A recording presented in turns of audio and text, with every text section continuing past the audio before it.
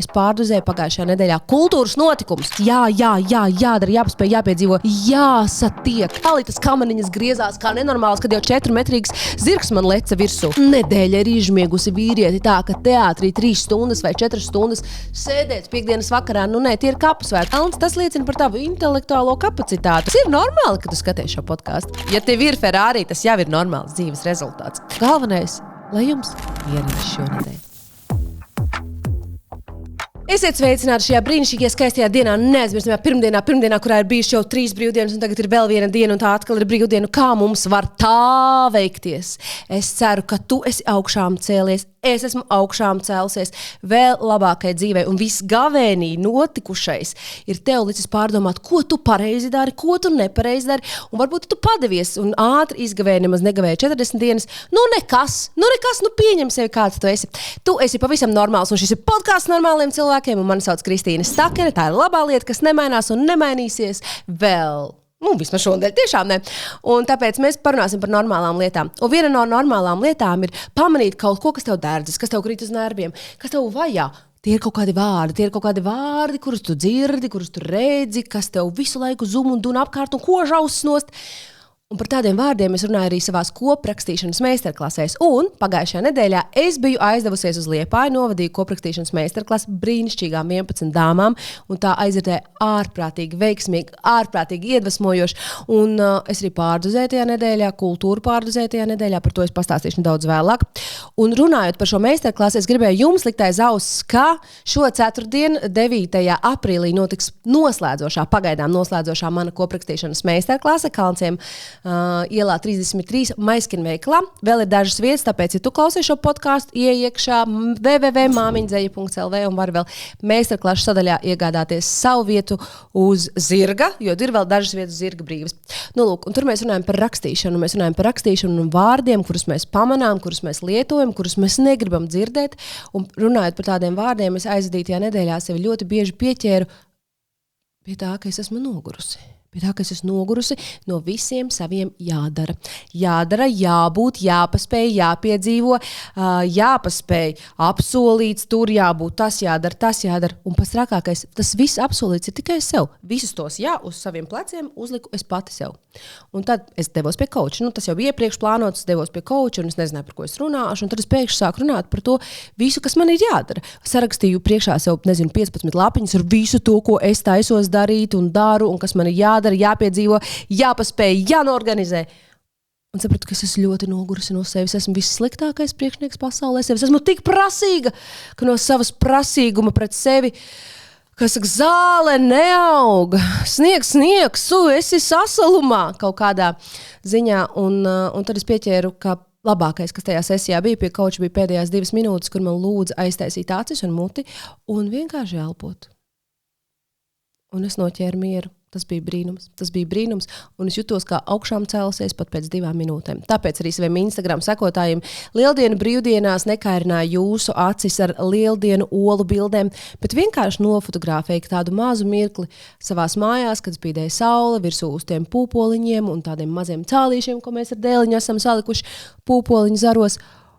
Un es noķēru mirkli tajā vienā acu mirklī un zipsnī un aicinu jūs to mieru ķert arī ikdienā šajā nedēļā. Bet par ko mēs runāsim? Būs kultūras sūklis. Es beidzot devos uz Liepājas teātri un piedzīvoju ārkārtīgi skaistu izrādi. Uzminiet pēc mana outfita, kā sauc izrādi. Jūs vēl neziniet, varbūt, bet ja esat redzējuši izrādi, jau esat uzminējuši. Būs noteikti kultūras sūklis, parunāsim arī par to, kur tad ir tā normalitāte un kas ir normāli un kas nav normāli. To es, protams, darīju, kā visu normāli cilvēku meklēju internetā. Un no manis būs arī brīnišķīgi ieteikumi, kā tad ir jāizdomā, uz kuru teātri izrādi iet vai neiet un kā ir jāuzvedas teātrī. Ko, sākam ar kultūras sūkli. Vai jūs zinājāt, ka nedrīkst ēst rosolu, uzēst cieleviņu, padzerties fantu, tad apēst karbonādu kotleti siļķi kažokā? Jūs to zināt, vai ne? Mēs visi to zinām, bet mēs tā mēdzam darīt, un tā ir pārdozēšana, un tieši tā notika ar mani. Es pārdozēju pagājušajā nedēļā kultūras notikumus. Un tas notika nejauši. Saprotiet, tu pērcās biļetes kaut kur, un tad tu tesies uz visiem tiem notikumiem. Un reizēm tās biļetes sapērkas tā kā cieši blakus. Un tad uz tādām 2 grandu izrādēm, par kurām es gribu šajā kultūras sūklī parunāt, bija tā, ka es jutos iztukšot, es jutos piekusus, es jutos pārgurus, jo satikās Rolands Upatnieks un Dons Kihots ar 24 stundu atšķirību. Un tas ir gandrīz nāvējoši, tāpēc, ka mana tā psihe nespēja savārīt, kur ir zirgs, kur ir kamaniņas un kas galu beigās ir noticis ar visiem varoņiem manā psihē. Bet, es mēģināšu pašķitināt vārdu pa vārdam, un jūs jau redzat, kā esmu apģērbusies. Jā, tā ir izrāde, kas noteikti ir jāredz, un es par šo izrādu un biļetēm uz šo izrādi cīnījos apmēram mēnesi ar zobiem un nagiem, izmantojot pilnīgi visus kontaktus, visas iespējas, un tas bija ārkārtīgi grūti. Es ārkārtīgi pateicīgi cilvēkam, kas man palīdzēja šīs biļetes iegādāties, un es beidzot nokļuvu Regnāra Vaivara režisētajā un veidotajā izrādē Liepājas teātrī Latviešu raķets. Izrāde iznāca jau 24. gadā un 23. 24. gada sezonā. Tā saņēma arī gada labākās izrādes titulu Spēlmeņu naktī un ļoti, ļoti pelnīt. Un tiešām esmu dzirdējis ļoti daudz labas atsauksmes, un man jau tāds sajūta, ka jūs visi esat redzējuši to izrādi. Es biju pēdējā palikusi un vienalga kā var runāt par vecām izrādēm, bet var, tāpēc, ka es satiku dažus cilvēkus, kas nav redzējuši šo izrādi, un tāpēc es gribu arī par to parunāt šajā epizodē.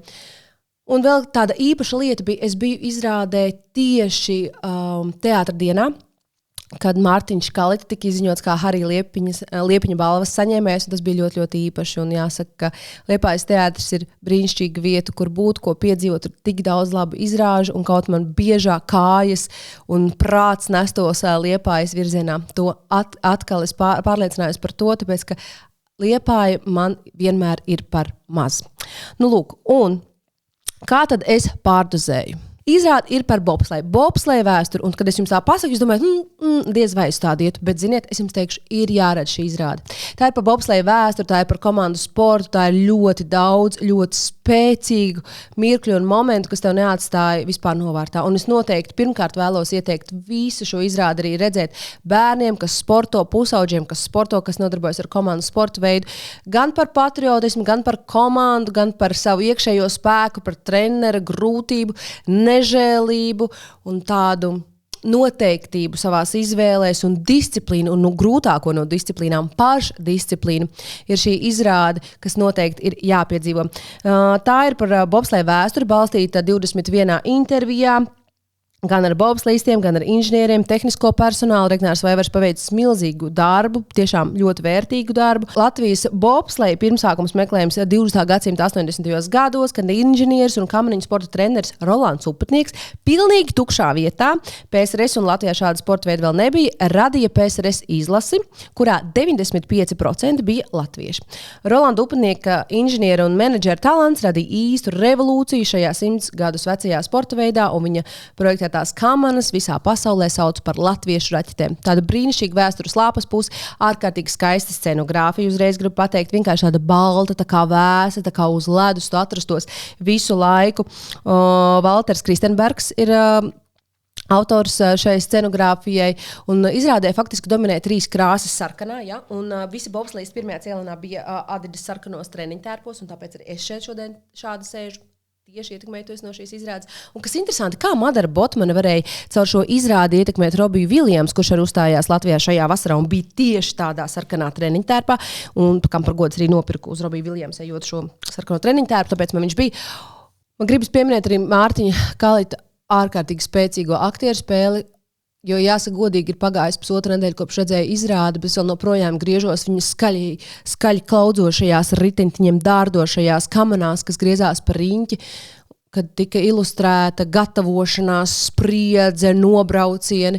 Es tajās kamanās vizinos jau pusotru nedēļu, un tas troksnis, un tas nebeidzamais spēks, un tā jauda, kas nāk caur šī aktiera ķermeni, gāru, miesu, visu, ko viņš performē uz skatuves. Es burtiski iemīlēs. Ja jūs domājat, kas Mārtiņš Kalata, jūs noteikti zinat, kas ir Nelūk tie viesi, vai ne? Tad viņš ir tas detektīvs.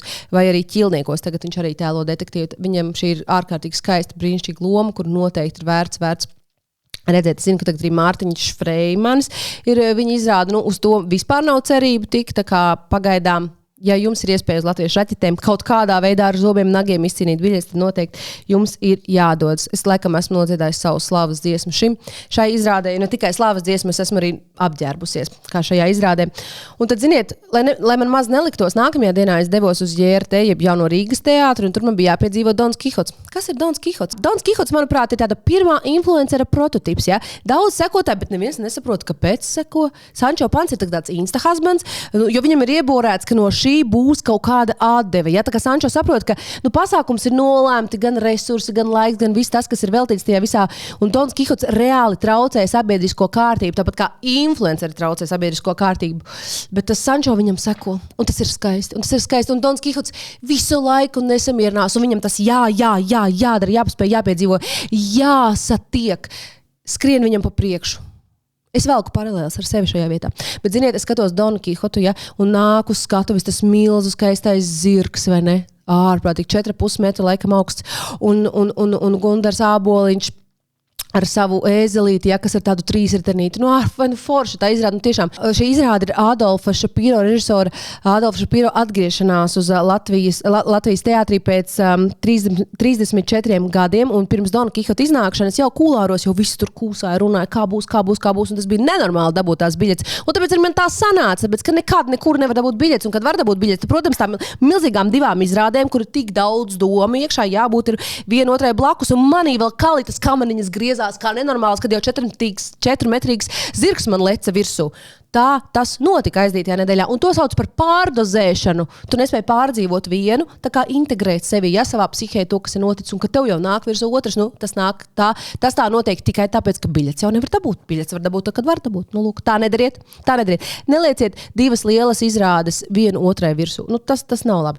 Runājot par Migalda Cervantes 17. gadsimtā sākumā radīto un latviski tiešām ļoti daudz reizes izdodas Dons Kihots, bet, zin kā, ar Donu Kihotu tā, visi zin, ka tāds ir, neviens nav lasījis, ja, es nezinu, cik cilvēkus es redzēju, ka šim vismaz mēģinājuši lasīt, es pat arī neesmu izlasījis, un tagad es gribu izlasīt, jo pēc šīs izrādes sapratu, ka tiešām kā es varu saukt sevi par inteliģentu cilvēku, ja es neesmu lasījis Donu Kihotu, nekā, es nevaru sev saukt, paldies Dievam, esmu noskatījusies izrādu, un es kaut ko saprotu, un es saprotu, ka Donu Kihotu, savu iekšējo Donu Kihotu nevajag nogalināt. Un ja tev tāds Sančo Pans vēl ir draugs, tad tev vispār dzīvē ir paveicies. Un tam piedzīvojumu garu meklētājiem, viņam vienkārši ir jābūt tevi. Nenogalini viņu, nekad nenogalini savu iekšējo Donu Kihotu un traucēs dzīvē vējas pārniem un piedzīvo to. Runājot par abām izrādēm no 10, tās izrādes, kas ir jāredz, un tas, protams, ir katastrofāli, kā uz viņām var tikt nekā. Es tiešām ar zobiem un nagiem cīnījos par to, lai tiktu uz Liepājas teātra latviešu raķetēm. Tā kā vienkārši bija neiespējama misija, un es domāju, ja es nevaru dabūt biļetes pēc visiem šiem teātra krēslos atsēdētajiem gadiem, tad kurš vispār var? Bet es beigās dabūju. Es tiešām cīnījos un esmu ārkārtīgi pateicīga tev, Jevgenija. Paldies tev. Un, tā kā noteikti ejiet uz teātru, kā es jums jau vienmēr esmu teikusi, bet tagad parunāsim par to, kā iet uz teātru un kā izvēlēties, kur izrāda iet, jeb kā es ABC. Šie būs mazi ieteikumi, kā tad jādodas uz teātru. Tātad pirmā lieta, kas jānoskaidro. Kā es teātra ABC, kā ir jādodas uz teātri? Cik gara izrāde? Tātad pirmā lieta, kas tev ir jānoskaidro, cik gara ir izrāde. Vai tu varēsi veltīt izrādē stundu, 2 vai 3, vai tā būs ceturtdiena, piekdiena vai sestdiena. Piekdienā uz teātri vismaz vīriešiem tiešām nevajag iet, jo vīrieši ir izžmiegti. Nedēļa ir izžmiegusi vīrieti tā, ka teātrī 3 stundas vai 4 stundas sēdēt piekdienas vakarā. Tie ir kapusvētki uzreiz. Tā sieviete jau ir nobubināta no galvas līdz kājām. Viņš ir noguris, viņam nevajag iet uz teātri, bet sievietes var iet piekdienā uz teātri, jo sievietes tā kā paceļ teātris un vīrietis, viņš kā iet tik dziļi, viņš turpina strādāt tajā teātrī, un tāpēc vīrieši ļoti bieži piekdienās kritiskāk, sestdienās maigāk, trešdienās vīrietis var iet uz teātri. Vēl viena lieta, vai ir jāpucējas vai nav jāpucējas, vai tev pēc darba ir jāpārģērbas vai nav jāpārģērbas. Vienmēr ir šī iekšējā diskusija, ziniet kā, vajag saposties, cik tad daudz mums ir, kur uzvilkt tās skaistās kleitas, skaistos svārkus, uzposies, ej jau visu dienu, dzīvo kā pa teātri, visu dienu skaistā savā kleitā, skaistā savā žaketē, svārkos. Tad ir jāpadomā, vai braukt ar sabiedrisko transportu, vai ir kur mašīnu nolikt, un kur tad ir tas parkings pieejams. Nu, vēl jāpadomā, kas tad tev patīk. Vai tev patīk klasika, vai tev patīk komēdija, vai tev patīk varbūt kāda mūsdienu romāna, kas uzvest uz skatuves dēļiem, vai varbūt tu gribi redzēt kaut ko pilnīgi neierastu tādu, kas tev izārda no iekšas un no āras. Noteikti pievērs uzmanību žanram. Nu, protams, vēl ir jānoskaidro, kāda teātra bufete, kura no teātra bufetēm ir tava mīļākā. Un, lai to noskaidrot, vismaz reizi sezonā ir jādodas uz visiem teātriem pārbaudīt, vai jaunajā Rīgas teātrī Olīvīts vēl joprojām ir līmenī un Roslīds garšo kā vajag, vai Dailes teātrī saldējuma kokteilis iet uz urrā, vai Nacionālajā viss ir kārtībā, un vēl lieciet aiz auss, vienmēr ejot uz teātri. Nu, saprotiet, nebūs iespēja izstāvēt 2 rindas starpbrīdī. Nu, tā nebūs. Tāpēc jāizvēlas rindas gudri un pirms izrādes pasūti jau to, ko vēlēsies ēst starpbrīdī teātra kafejnīcās. Nu, tas ir brīnišķīgākais servis, kas ir ieviests, un man tas ļoti patīk, un es noteikti iesaku to izmantot. Nu, vēl paturpinot par teātriem un to dažādo gaisotni tajos, tad man vienmēr jāsaka, ka Rīgas Krievu teātrī vienmēr starpbrīdī ir iespēja noķert tādu ballītes sajūtu, tāda murdoņa, dzirkseles un skaļums tur ir lielāks nekā pārējos teātros. Savukārt Dailes teātrī visi tādi organizēti, piezemēti, skaisti, kārtīgi, visi labi, bet jaunajā Rīgas teātrī gan visi ģērbis melnā. Ja? Melns, tas liecina par tavu intelektuālo kapacitāti, un vēl tas liecina gan jau, kad arī par to tavu spēju tikt pie jaunā Rīgas teātra biļetēm. Tas nav viegls darbiņš, un tie, kas to izdarījuši, vienmēr cieņpilni skatās viens uz otru un novērtē viens otra spējas. Un šīs epizodes noslēgumā es gribēju parunāt par to, kā es meklēju normālo. Un, protams, normālo es kā parasti un kā visi normāli cilvēki šajā laikā meklē interneta dzīlēs, un es paviesojos Threads pasaulē, lai noskaidrotu, kas gan šomēnes, gan dažus mēnešus iepriekš ir bijis jums svarīgs, runājot par normālām lietām, jeb teikumi, kuros lietots vārds normāli. Es uz drusas šodien. Bērna 11 gadi ārs izraksta brilles, aizējām uz brīļu veikalu un tur par brillēm prasa 300 eiro. Tas tā kā normāli? Nē, tas nav normāli. Baigi daudz. Saki godīgi, vai jūs jau dažreiz no cita konta aizdodat naudu, ja jūs esat normāli? Nu, es bieži aizdodu savu naudu. Es neesmu normāli tādā gadījumā. Vai ir normāli, ka cilvēks ir skolotāja, bet sociālajos medijos ir viena no buliju grupas biedriem? Nē, nav normāli atlaist, bet skolotāji jau maz. Nē, nu šitas nē, tev tur kaut kas jādara. Normālais tomātčips? Nē. Izlasīt vispirms sarkanākos? Vienmēr čipšēst ir normāli, manuprāt. Un sarkanākos izlasīt, nu tā visi dara, beidziet, tas viss ir normāli.